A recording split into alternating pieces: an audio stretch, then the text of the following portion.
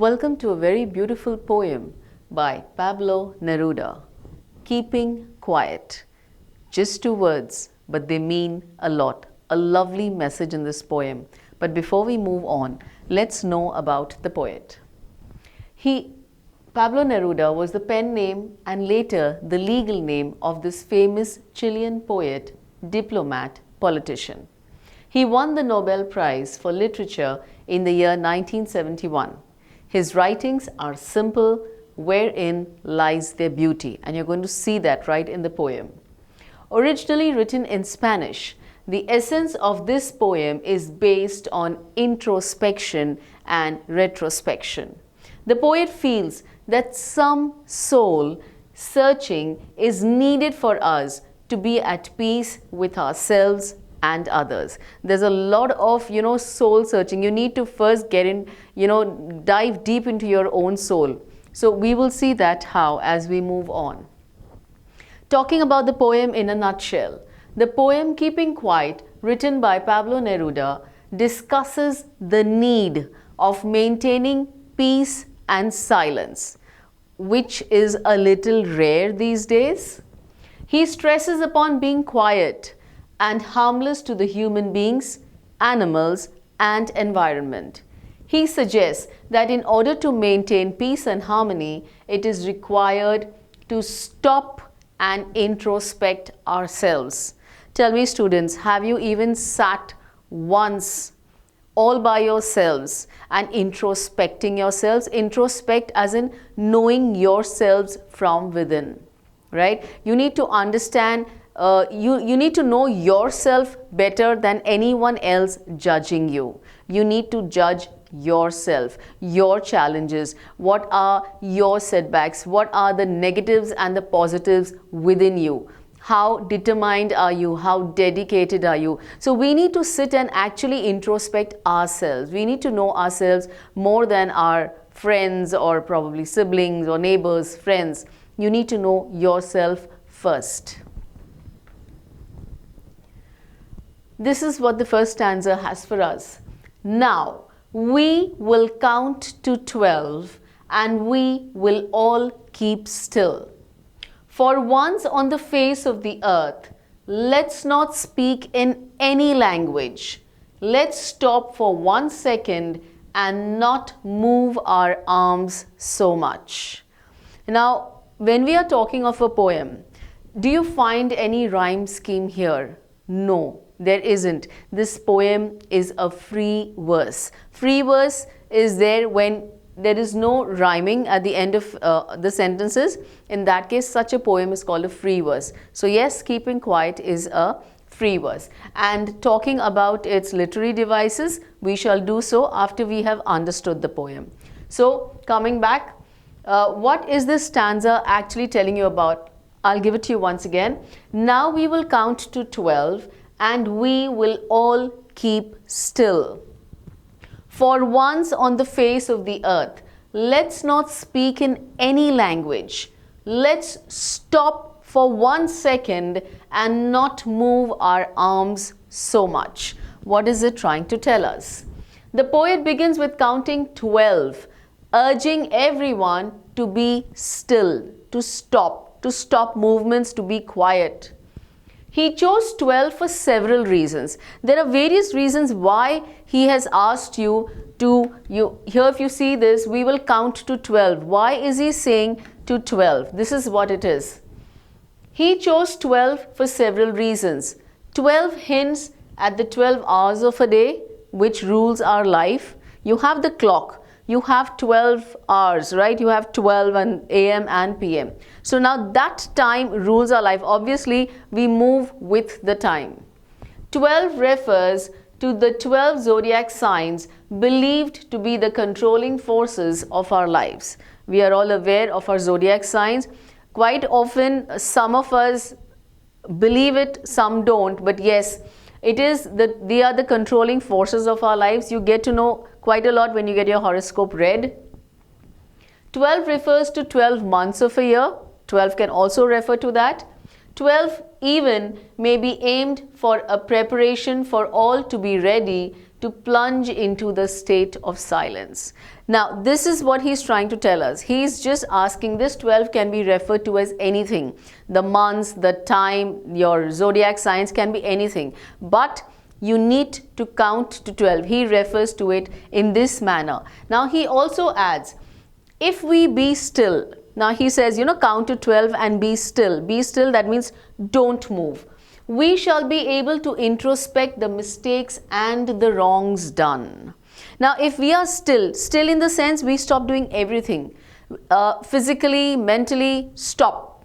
Don't think of the past, don't worry about the future, stop. Stop and introspect.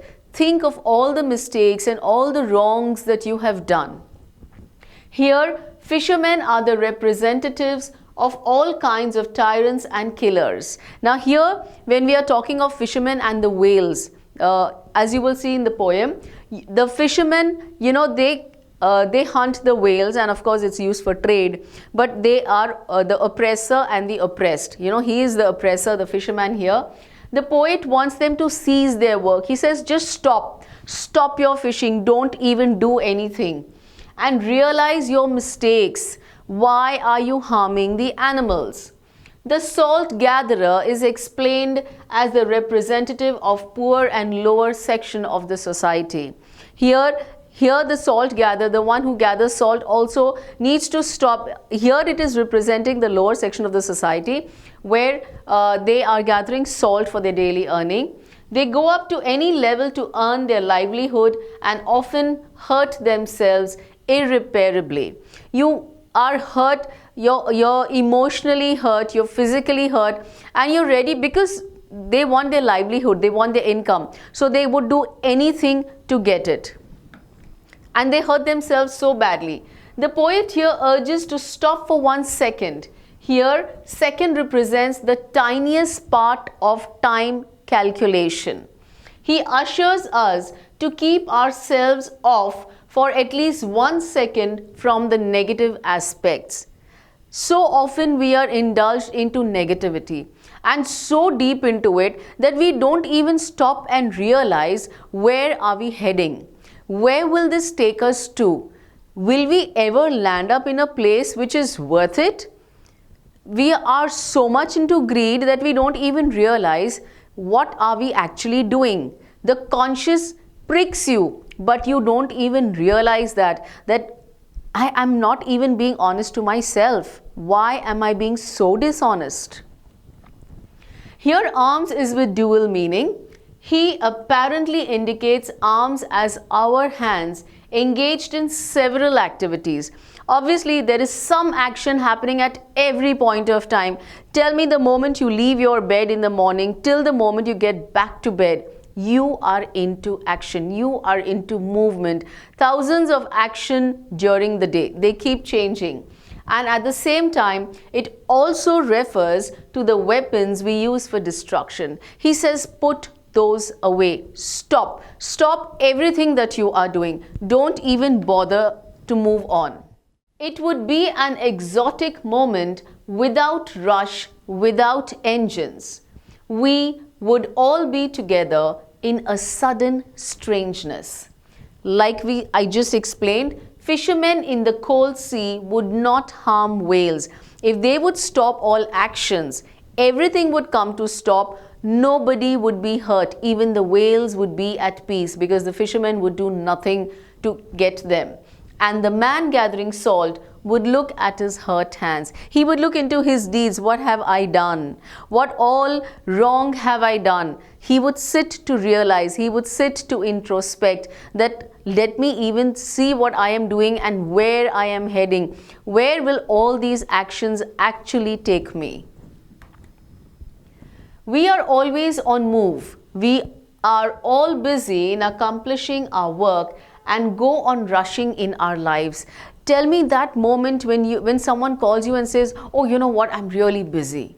We are on the move. It's a mad rush. It's a mad world. We are just moving on and on. Have we ever stopped to think, to realize that are we actually supposed to do what we are doing? Is this what I am supposed to do? Is this what is expected out of me?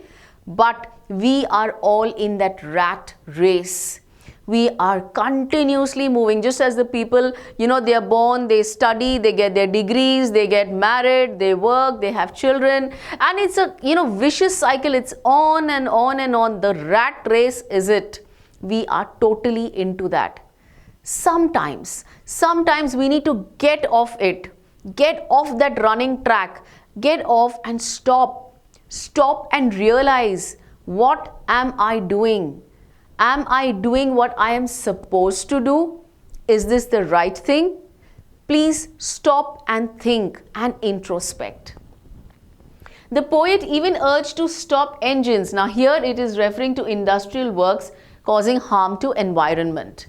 The poet urges us to stop our personal activities and stop engines and unite in one tune, that is silence. You remember when he said in the first paragraph, let's stop all the languages. If I bring to your notice, in the world we have 6,500 languages spoken. Now imagine the barriers that these languages come across. He's a Canadian, he's a French, Indian, Gujarati, Punjabi. In India itself, if you talk about, there are so many. There are barriers to it. It creates barriers. There's absolutely only one language where the whole world comes together. And what is that language? It is the language of silence. When you are silent, everything is calm, everything is serene, everything is united. It is brotherhood, it is universal brotherhood. There are no barriers to it. Everything comes to one level. No one is up, no one is down. We are all at the equal level. That's where we stand united. So that is what he says, unite in one tune, that is silence. The poet declares silence as exotic because this silence will make us blissful, strange, and will bring complete equilibrium. I already explained this. It will bring total equilibrium. We all will stand at one level. There will be no issues. It will be so blissful. I mean, imagine there'll be no fights. What are the arguments, the discussions, the fights, the wars about? That's where, because everything is so imbalanced. So everything will be well balanced if we all unite into that one common language. The poet here urges everyone to break the barriers of language and unite with one invisible tune, that is silence. So beautifully put up, the one invisible tune. Of course, it's not visible, but yes, visible in your gestures. With the word earth, the poet hints at all the humans living devoid the identity of country, creed, and caste. When we are talking about the word earth, he's hinting all the human beings living devoid the identity of country, creed, and caste. He says, just stay away, dissolve all your identities, just be one, just stay united as one. Though language is the identity of a country or race, he affirms that humans are more important and the identity of being a human of earth is broader realization. He says, be a good human. Let's all stand into that, that one category of humans.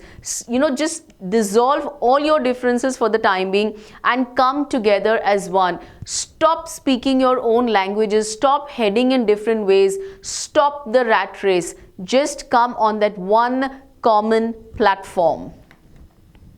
He further says, those who prepare green wars, wars with gas, wars with fire, victory with no survivors, would put on clean clothes and walk about with their brothers in the shade doing nothing.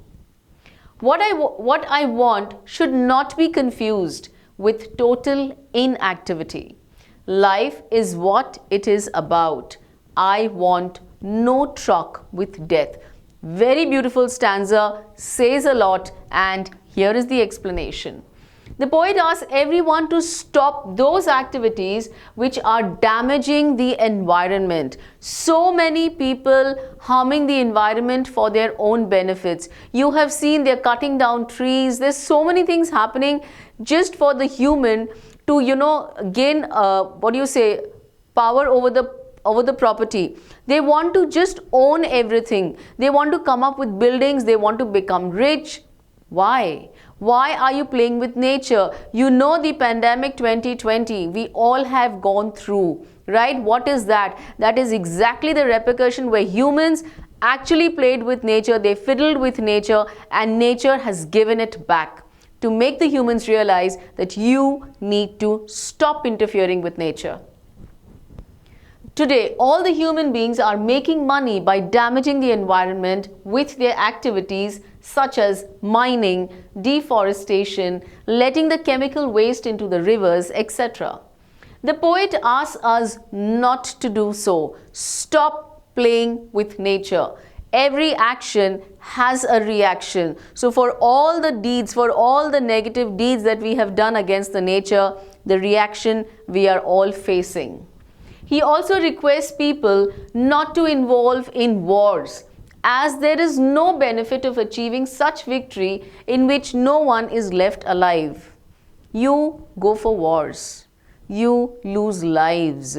What point is that victory after killing so many people, after so much of bloodshed? What do you get? How enjoyable or how achievable is that victory? How can you celebrate that victory after losing hundreds and thousands of lives?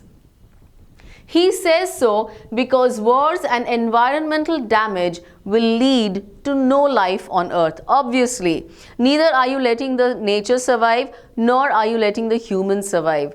What will be left on earth? Rather, he wants people to adopt a new approach towards life and mankind. He says just like the winters, just like the weather, the climate, it gives a change. It becomes, after the frozen winters, after the chilled, throughout the days it is chilled, then comes spring. And spring brings together all the life. All the things that were frozen now start blooming. You see flowers, you see colorful flowers, you see everything back to life. That's what spring does. And this is what the poet is telling us to do. He says, come on, give it a new approach. Don't go on the same way. Give it a new approach and bring things to life. Start living a quality life. Stop with that rat race and start living a good quality life. He says that you should treat your enemy like brothers and promote peace and harmony in the world. Stop fighting with your enemies. Instead, go hand in hand and promote peace and harmony in the world. Walk together, move together, stop the divide and rule policies, come together and be one. What is your fourth stanza all about? If we were not so single-minded about keeping our lives moving, and for once could perhaps a huge silence might interrupt this sadness of never understanding ourselves and of threatening ourselves with death. Now, here it's very beautifully said when he's saying if we were not so single-minded. So what is he telling you? He wants to clarify that when he asks you to stop from saying or doing anything, he doesn't want anyone to become a non-active person. He's not telling you stop doing everything does not mean sit idle. Don't take the literal meaning that he's not asking you to harm, right? He's not asking you not to do anything at all. Don't become stagnant. That is not what he means. Non-active is a person who remains idle and doesn't do anything. That's not what he wants. Here he simply means that we should stop and see the consequences of our deeds. Stop, realize what action you took and what reaction are you facing right now. Check the consequences of all your actions. The poet doesn't want to see people being killed due to their greed for money and expansion of territories. Already mentioned, stop the greed, stop being selfish. You start looking at the bigger side. be a good human. That's what he's trying to tell us. Dissolve all these negative qualities. Further, he says that people are continuously working to achieve their tasks without even thinking about their results.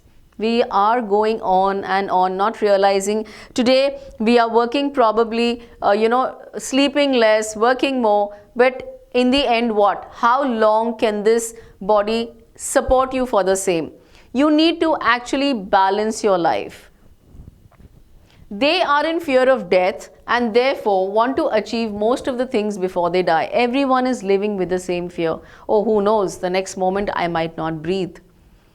They know that death is totally uncertain. It is also inevitable. It will definitely come. Every human on this earth is going to die, right? But at the same time, we don't even know. This is one such thing which God has kept in his hands. No human knows. No matter what your horoscopes, your numerology speaks, you have no idea which is your last breath. It is totally uncertain. So everyone wants to achieve the maximum. You want to add n number of zeros to your bank account with a figure in the front, obviously. So you want to keep adding zeros to it and you feel, oh, I am going to live a lavish life. Do you have even a single idea, even if you deposit 1 crore in your bank, will you be able to use even a rupee of it if you don't breathe? Do you have any idea? But we are there in that mad rush. We are continuously moving on and on to achieve more and more and more, not realizing what are we losing in the bargain. Here he urges them to stop for a while and take some moment to relish on what has been achieved till now. Live for something, celebrate your achievements. It's not that you have gone zero till today. You have definitely achieved something. Why don't you celebrate that? Why don't you relish those moments where you achieved things? Why are we still looking for more achievements without even looking at what we have already achieved? We are overlooking that and we are looking for more. Everyone here is living a life in which he wants to achieve various things one after another. It is a never-ending process. Today, 2 BHK, tomorrow 3 BHK, bungalow, penthouse. You know, it's a continuous process. You don't want to stop. One thing after another. But now the poet says it is time to stop and see what has been achieved and what should be enjoyed. This will help us skip the sadness which has become so prominent in our lives. Have you seen people really smile, truly smile from the heart, not the formality smile? It's not the case. Everyone is going through a lot in their life. There's a lot of sadness in everyone's life. But why don't we just stop? Why don't we just actually check that apart from the sadness, we also have many moments for which we can really smile. We can really be happy and cherish those moments. The sadness of not enjoying what we have achieved and the greed to achieve what next is in the list to be achieved. We are in that greed. What's next on our list? Okay, this has come. What next? What next? What next? But what we achieve, what about that? Are we enjoying it? No, we are not. Why?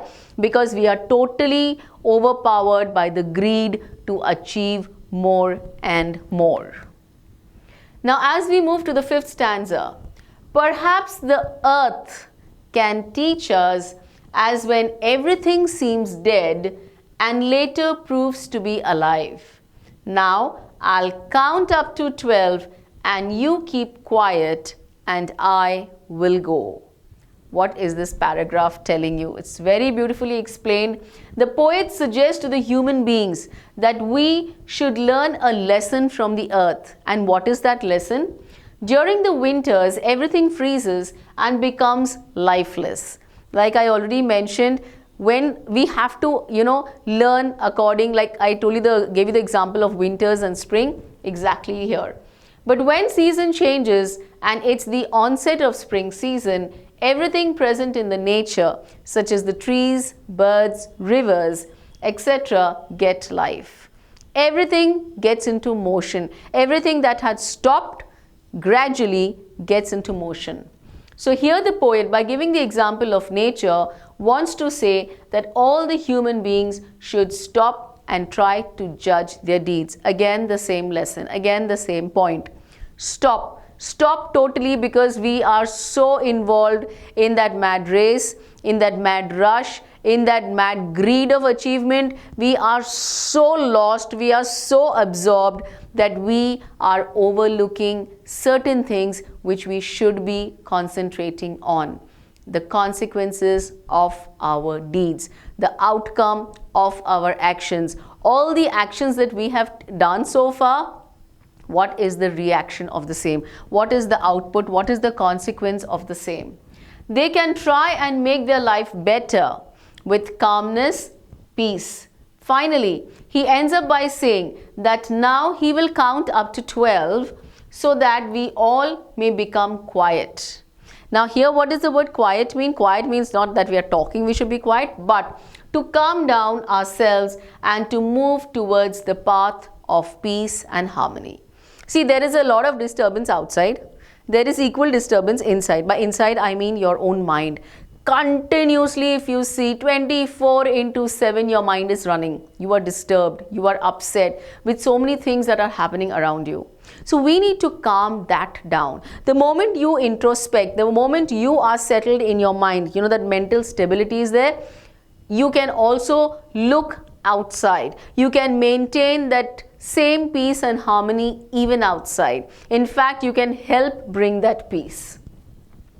After saying this, he says, I will go. And why does he say so? He says so as he has conveyed his message to the people. Now, he wants them to be left alone to think about it and work in the direction of peace. Now, this is the same message you all have got. We all need to move in the direction of peace. Sit alone in your locked room and introspect. Think whatever I am doing, chalk it down, pen it down, list it down. What are the repercussions I am going to face? For all the actions that I have done, am I doing right? If not, I need to change. I need to give it a new approach, right? And this is what he is telling us about the message as per the peace and harmony that we all require to bring together. Now that was the poem all about. Now, like we are always aware, whenever we are doing a poem, we always have literary devices attached to it, right? The figures of speech out here. Now, you have the different lines. We have listed down this for you. As you approach, please remember, always know the concept. You should know what the definitions actually mean. You should know the figure of speech stands for what. So the moment you read the line, you will totally understand which figure of speech is this. Yeah. So when you have assonance, you have the repetition of vowels, O and E, right? Of vowels. We all know our vowels. So wherever we count, now if you look at this, now we will count 12, not move our arms so much. You can see the repetition of O again and again. So that's an assonance. Anaphora is 2 consecutive lines starting with the word let's. Let's not speak in any language. Let's stop for 1 second. Now this is not that very common though, but yes, for you to be aware, anaphora. Alliteration, we are already aware. We've done that in our previous poems as well. It is a repetition of a consonant sound at the start of 2 or more closely placed words. Like we will, so v. It is the repetition of the sound. Please don't just look at the letter, but the sound, it should sound same. So here it is v, we will. So it is the repetition of a consonant. And by the way, we are all aware, the words which are vowels, apart from that, whichever letters are there are the consonants, just for a brush up. Alliteration, we would, again, v, the sound is repeated. Sudden strangeness, sir. Sudden strangeness. His hurt hands, her. It's H. The H sound, H is repeated, is not mentioned. The H sound is repeated. Again, we have a lot of alliteration in this poem. Wars with, clean clothes. Then again, assonance, the repetition of the vowel O. If you look at this line, victory with no survivors would put on clean clothes and walk about with their brothers.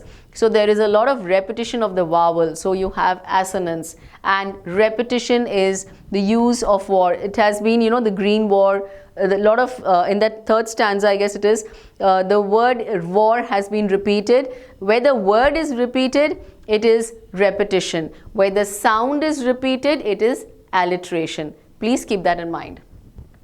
Again, we were. So these are all lines from the different stanzas. So single-minded.